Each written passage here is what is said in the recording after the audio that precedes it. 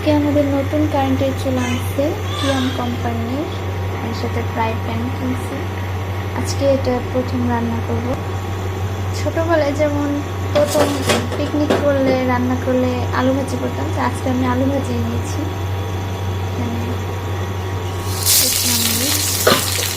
দিলাম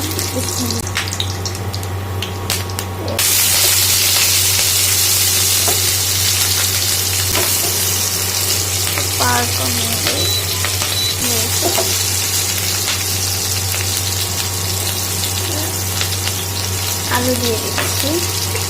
যেহেতু এটা সবজির মতো করবো ভাজিটা, রুটি দিয়ে খাবার জন্য।